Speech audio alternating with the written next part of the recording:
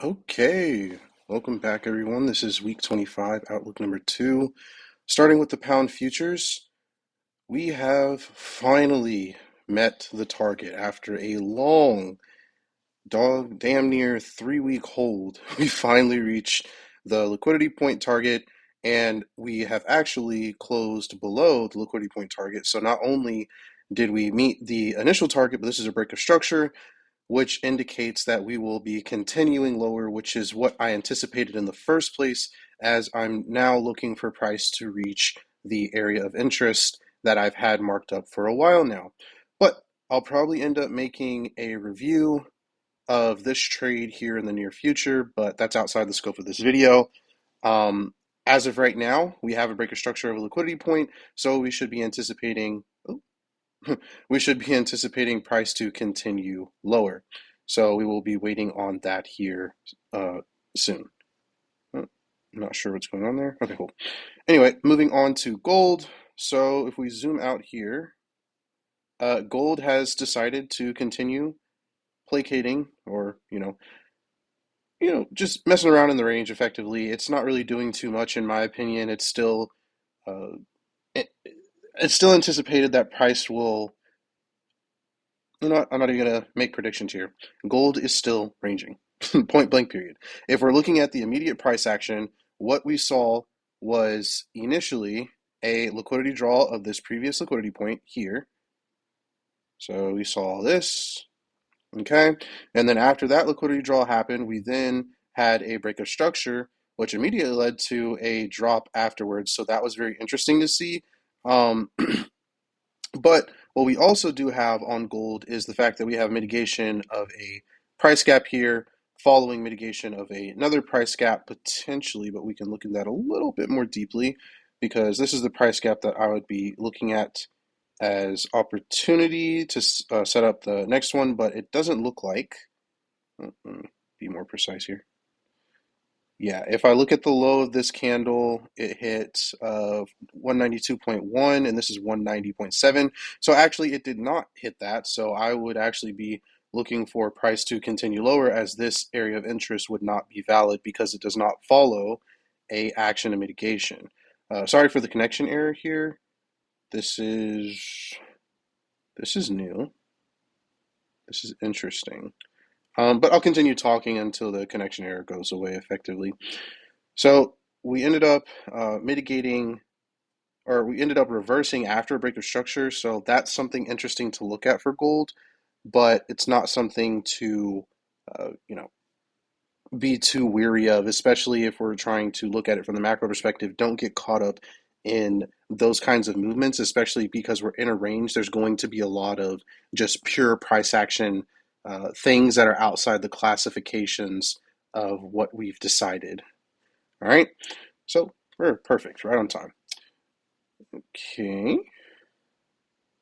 This is all new. I'll have to check my internet after this. This is interesting. All right, moving on to the NASDAQ if it allows.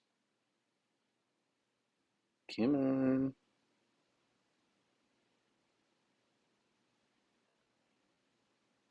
Okay.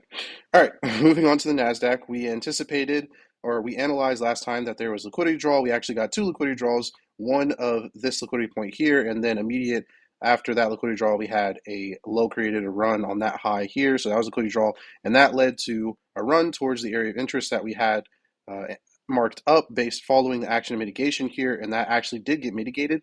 I am, based off of this chart, I would say that this area of interest has been invalidated because it closed below the body low of this candle, which is a part of this area of interest. But it's kind of one of those things is the way things are being priced or the way the candles are closing. It's a little bit hard to explain, but I'm not entirely sure that this has been mitigated.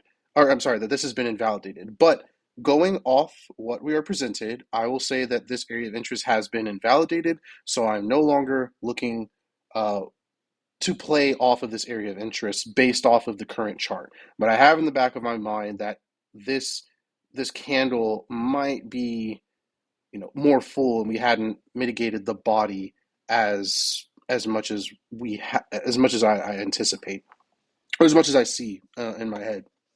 But nonetheless, it's been mitigated, it's been invalidated.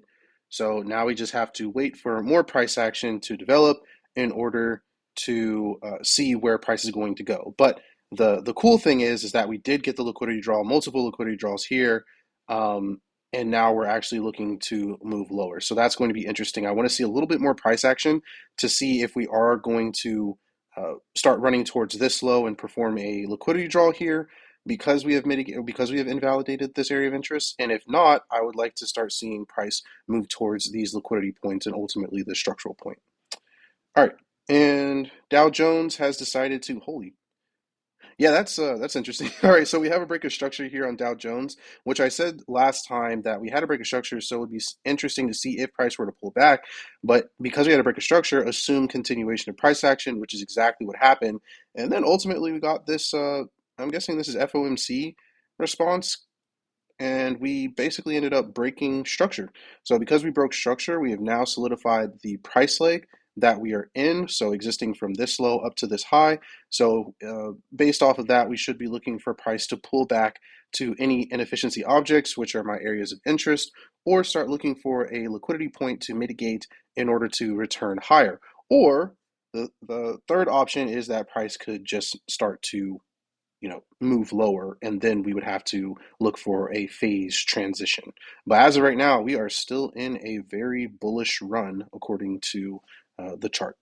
And then on oil, oil is actually moving exactly as expected towards this liquidity point here. Not really much to say. I expect that to happen here pretty soon.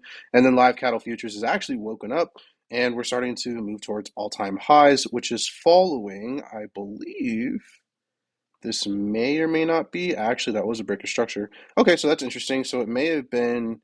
Um, no, I'm not even going to say anything. Yeah, it's just. I mean, there's a breaker structure here, but this goes. This might go to be one of those things with the candles. Whatever. It's not important. We're moving towards all-time highs. All right. So before the internet goes out again, that is week 25 outlook number 2. Peace.